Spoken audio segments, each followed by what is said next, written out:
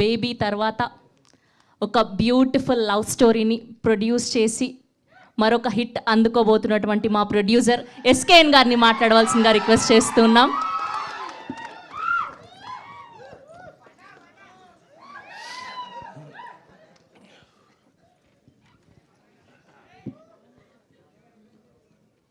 అరిచేది ఉంటే ఇప్పుడు అరిచేయండి, మళ్ళీ స్పీచ్ మధ్యలో అరిస్తే ఫ్లో అవుతుంది.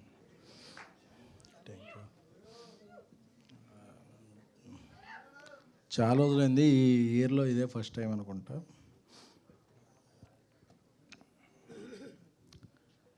నాకు త్వరగా సినిమాలు తీసేయటం ఆ కాంబినేషన్లో పెద్ద అలవాట్లేదు.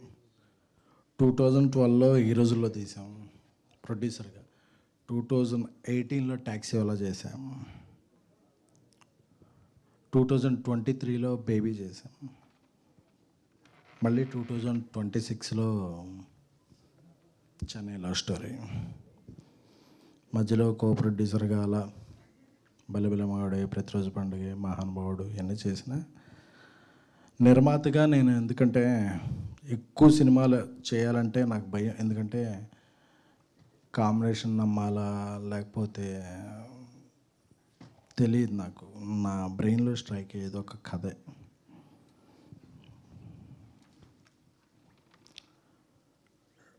TV9లో జర్నలిస్ట్గా 2700 రూపీస్ శాలరీ. నాకు మై కెరీర్ స్టార్టెడ్. నన్ను ప్రొడ్యూసర్గా చేసిన దర్శకుడు మారుతి గారు,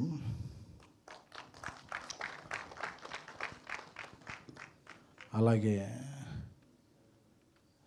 స్విఫ్ట్, ఎస్టీము, ఆల్టో ఈ కార్లే తెలిసిన నాకు బెంజ్ కార్ కొనుక్కునేలా చేసిన డైరెక్టర్ నా చైల్డ్హుడ్ ఫ్రెండ్ సాయి రాజేష్ గారు.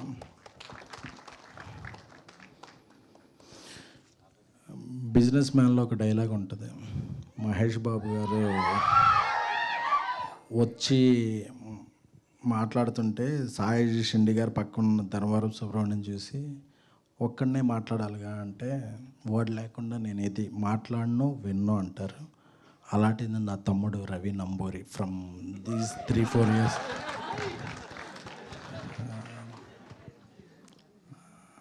అంటే మనం ఎవరి వల్ల ఎదిగామో, మనకు ఎవరున్నారో అదనేది ఎప్పుడు చెప్పుకోవాలి. ఒక మారుతి, ఒక సాయి రాజేష్, ఒక రవి, వీళ్ళందరూ మై నెక్స్ట్ డైరెక్టర్స్, రాహుల్, వీళ్ళందరి వల్ల నేను ఈ స్టేజ్ మీద ఉన్నాను. కానీ లేకపోతే ఇలాంటి పెద్ద స్క్రీన్లో టికెట్ కొనుక్కుంటా కూడా ఆలోచించే కుటుంబం మాది.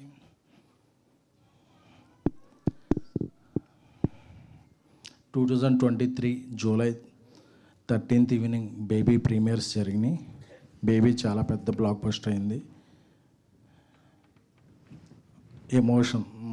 ఎమోషన్ డామినేట్ చేసేది.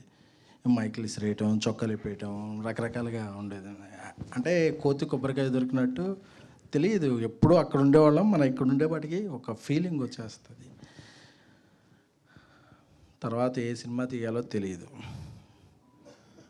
బేబీని రీమేక్ చేయాలనుకున్నాం, దానికి కొన్ని అడ్డంకులు, వేరే లాంగ్వేజ్లో చేయాలంటే.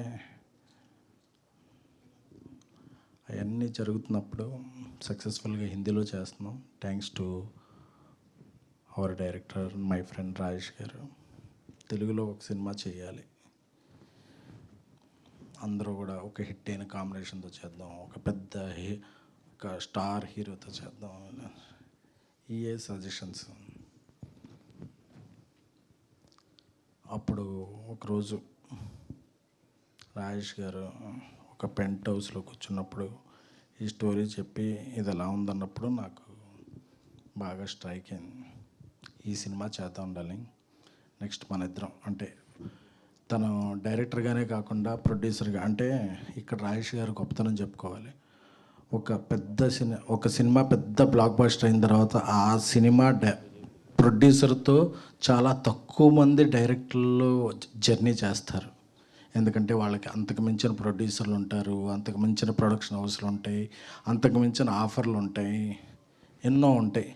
అలాంటి ఇండస్ట్రీలో ఆయన నా ఫస్ట్ సినిమా ప్రొడ్యూసర్, ఆయన నా చిన్ననాటి స్నేహితుడు, ఆయనతోనే నా ప్రయాణం అని చాలా చాలా చాలా కొద్ది మంది వ్యక్తుల్లో మహోన్నతమైన వ్యక్తిత్వం ఉన్న వ్యక్తి సాయి రాజేష్ గారు. అంటే ఆయన డబ్బులకి దీనికి ఈజ్ కాదు, నా ఫ్రెండ్ అని. సో ఆయన ఈ కథ చెప్పినప్పుడు చాలా బాగా నచ్చింది. ఇదే మనం చేద్దాం అన్నప్పుడు ఎవరిని డైరెక్టర్గా పెడదాం అన్నప్పుడు, ఎందుకంటే ఆయనకి చాలా పర్టికులర్గా ఉంటుంది. ఆయన కథ ఎవరన్నా డైరెక్ట్ చేసేటప్పుడు అది ఎవరు డైరెక్ట్ చేస్తారు, దాన్ని ఎలా తీసుకెళ్తారు, తీసుకెళ్ళిన తర్వాత ఆయన నేమ్ ఎలా క్యారీ చేస్తారు, ఆయనతో ఎలాగ రిలేషన్లో ఉంటారనేది చాలా ఇది ఉంటుంది. ఆయన నోటి నుంచే వచ్చిన ఫస్ట్ నేమ్ మన రవి అయితే బాగుంటుంది కదా. ఎందుకంటే బేబీ సినిమాలో చిన్న చిన్న కొన్ని లాస్ట్లో జూలై 14th రిలీజ్ చేయాలంటే మాకు రవి వచ్చి హెల్ప్ చేయడం, అంటే ఒక చిన్న సాయం చేసినోడు కూడా. అంటే చాలామంది డైరెక్టర్లకి వాళ్ళ డైరెక్షన్ డిపార్ట్మెంట్లో పేర్లు కూడా గుర్తుండవు, బట్ ఒక చిన్న సాయం చేశాడని రవి మంచి రైటర్ కదా, మీతో చాలా ఇయర్స్ నుంచి ట్రావెల్ అవుతున్నాడు, మనం డైరెక్టర్ని చేద్దాం అనే ఫస్ట్ డెసిషన్ రాజేష్ గారిది.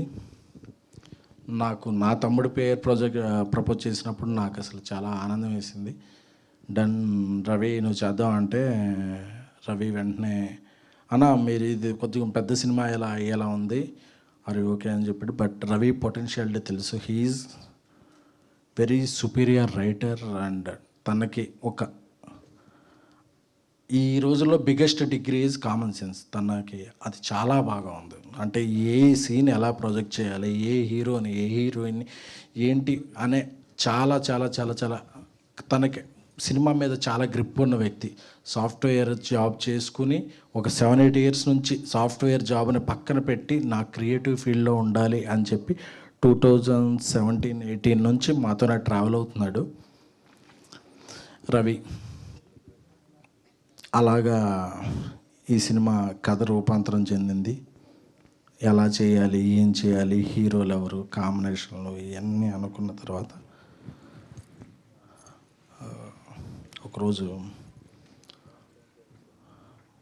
పుష్ప లాస్ట్ సాంగ్ రిలీజ్ అనుకుంటా, నేను చెన్నైలో ఉన్నాను. రాజేష్ గారు వెళ్ళారు కిరణ్ గారికి నేరేషన్లో. అప్పుడే కేరామ్ మంచి సక్సెస్ అయింది, కా మంచి సక్సెస్ అయింది. సక్సెస్ తర్వాత కిరణ్ గారి డేట్ల గురించి చాలామంది ప్రొడ్యూసర్లు, ప్రొడక్షన్ హౌస్లు ఇది ఉన్నప్పుడు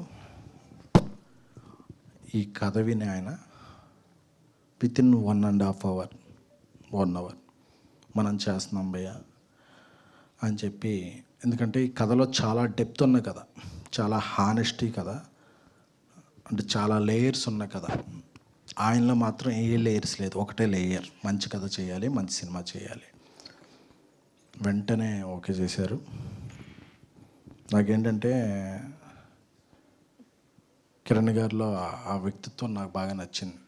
ఎందుకంటే ఆయన ముందు నా స్నేహితుడు ఒక సినిమా చేశాడు వినరో భాగ్యం వల్ల, అప్పుడు కొంత పరిచయం ఉన్నప్పటికీ ఆయన వెంటనే ఈ కథలో ఉన్న పొటెన్షియాలిటీని, డెప్త్ని ఆకలింపు చేసుకుని వెంటనే ఓకే చెప్పడం నాకు చాలా నచ్చింది.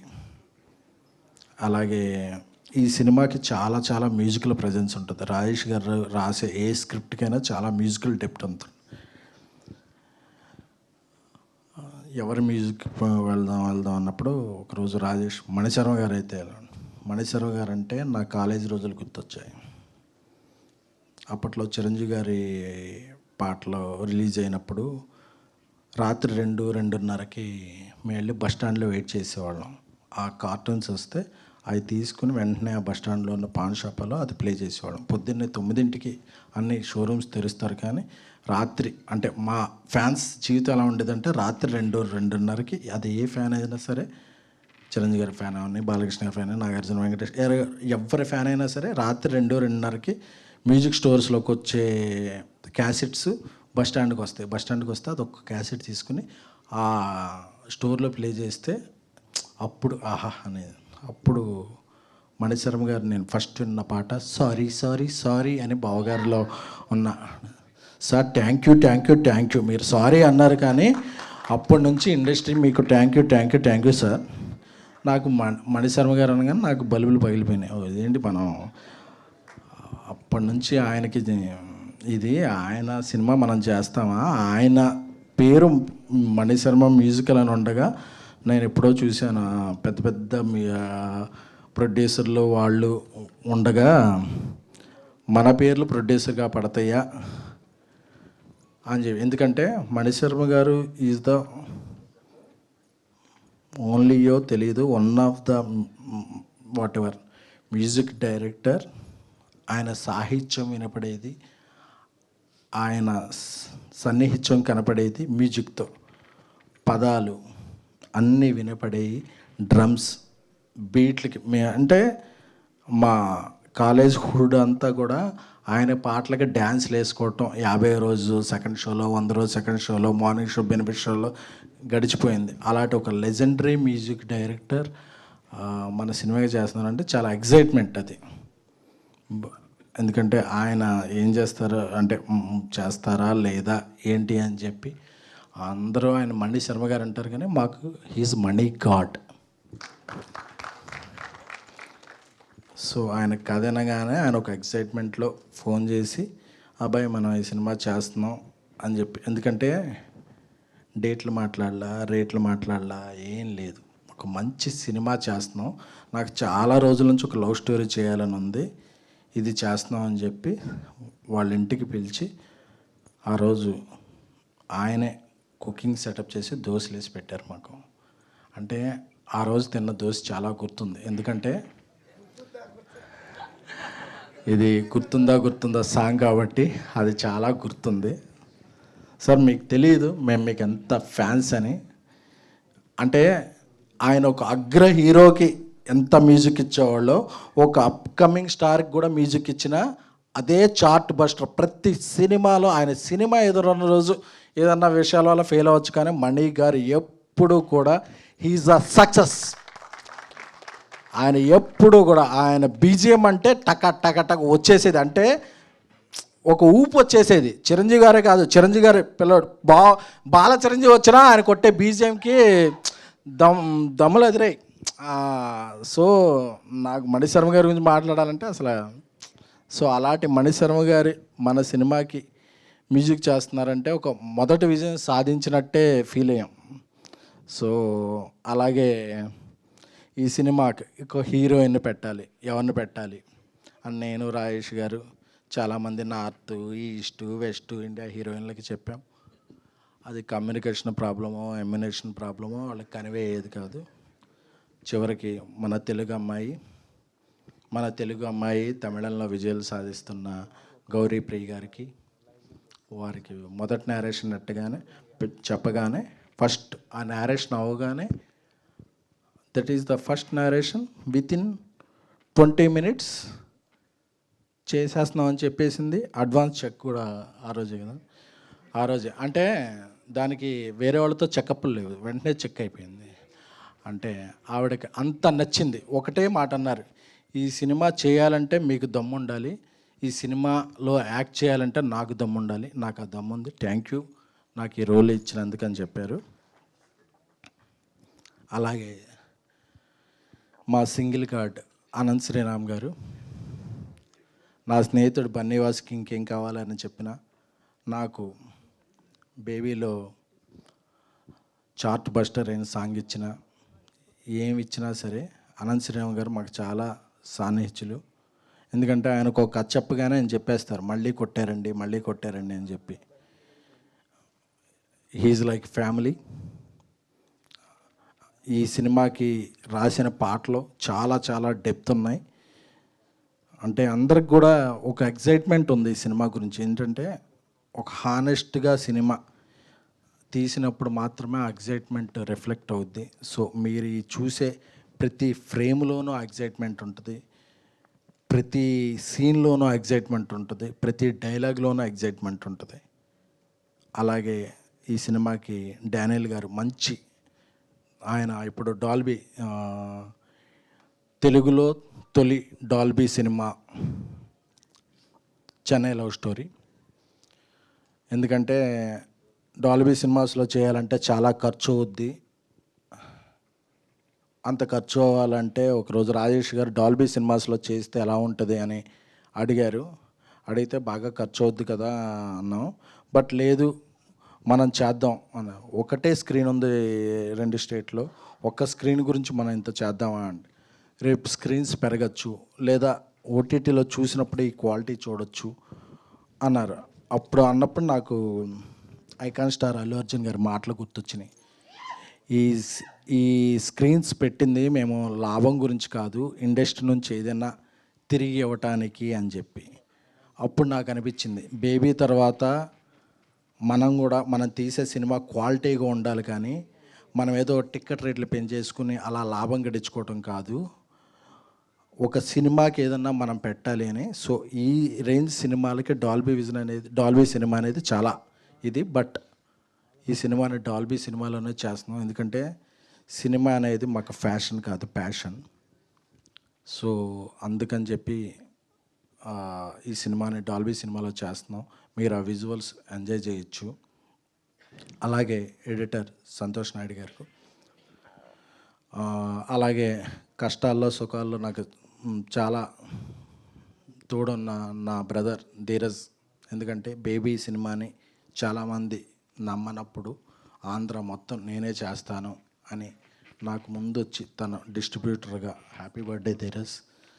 ఎందుకంటే నాకు ఎప్పుడన్నా ఒక స్టెప్ బ్యాక్ వేసినప్పుడు మనల్ని ముందుకు పుష్ చేసే ఉండాలి. అలానే ఏదన్నా స్టెప్ బ్యాక్ వేస్తున్నప్పుడు నన్ను ముందుకి పుష్ చేసే వ్యక్తి మై బ్రదర్ ధీరజ్.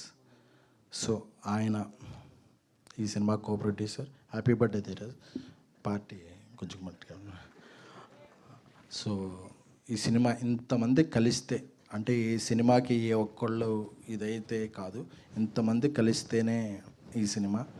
సో ఇంత దూరంలో ఉన్న ఈ స్క్రీన్కి వచ్చిన మీడియా మిత్రులందరికీ కూడా, అలాగే ప్రత్యేకంగా చెప్పుకోవాలంటే TFJA, అలాగే నా టీంలో ఒక మెంబరు, మొన్న ఒక లంగ్స్ సంబంధించిన ఇది వస్తే 11 lakhs అసోసియేషన్ తరపున ఖర్చు పెట్టి వాళ్ళందరికీ అసోసియేషన్ ఉందని చెప్పిన మా TFJA పెద్దలు రాంబాబు గారికి, రఘు గారికి, లక్ష్మీనారాయణ గారికి, నాయుడు గారికి, అందరికీ కూడా.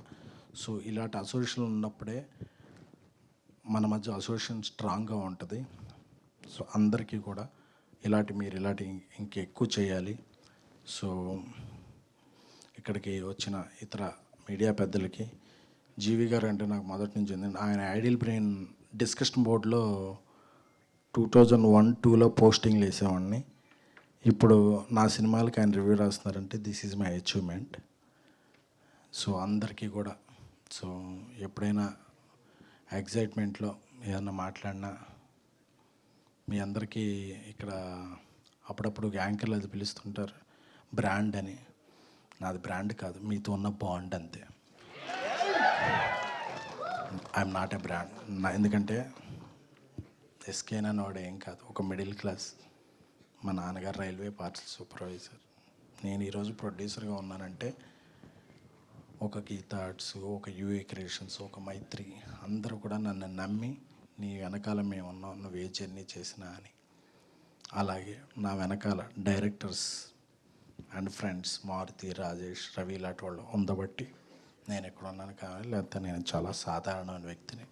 నన్ను ఈ స్టేజ్కి తీసుకొచ్చిన అందరికీ, అలాగే నా సినిమాలు చూసి టిక్కెట్ కొని నన్ను ఇక్కడికి తీసుకొచ్చిన ప్రేక్షక దేవుళ్ళందరికీ. బికాస్ ప్రేక్షకులు లేకపోతే ఎవ్వరూ లేరు. They are not taked for granted, they are most wanted. ఓటీటీలో చూద్దాం అనుకుంటే ఎవ్వరూ లేం. అందుకే ఎప్పుడైనా ఎవరైనా నిర్మాతలు ఒక ప్రేక్షకుడి మీద ఇది మాట్లాడినా నాకు చాలా ఇదేస్తుంది. ఎందుకంటే థియేటర్కి వచ్చి సినిమా చూస్తున్నారంటే మీది డబ్బు కాదు, మీరు పెట్టే టైం. ఆ టైం ఎఫర్ట్కి ఈ సినిమా మీకు రెండింతలు వెళ్ళేటప్పుడు హాంట్ చేస్తానే ప్రామిస్ మాత్రం మా టీం తరపున నేను సవయనంగా చేస్తున్నాను. ఇది హానెస్టీ, నిజాయితీతో చేస్తున్నాను. చెన్నై లవ్ స్టోరీ 3 ఏళ్ల తర్వాత, అంటే నాకు వెంటనే సినిమాలు చేయడం మాకు ఎవ్వరికి రాదు. మనసు పెట్టి తీసిన సినిమా, కిరణ్ అబ్బవరం గారు నమ్మిన సినిమా. ఆయన కేరామ్ తర్వాత ఆయన సక్సెస్ స్ట్రీక్ని ఈ సినిమా కంటిన్యూ చేస్తని నేను బలంగా నమ్ముతున్నాను. ఇక్కడికి వచ్చిన అందరికీ కూడా, అరుస్తున్న అందరికీ కూడా love you. Sravanthi is family. Baby cinema చేసేటప్పుడు డబ్బులు లేకుండా ఉన్నప్పుడు చాలామంది యాంకర్లు ముందు స్టేజ్ ఎక్కడానికి ముందే డబ్బులు అడిగేవాళ్ళు. ఆవిడ లేదండి, మీ దగ్గర డబ్బులు లేవు కదా, మీకు సినిమా హిట్ అయితే ఇవ్వండి అని చెప్పి ఫ్రీగా నాకు ఒక 5-6 అంటే మనకేమీ లేనప్పుడు ఎవరున్నారో వాళ్ళని మాత్రం మర్చిపోకూడదు. Love you all. Thank you.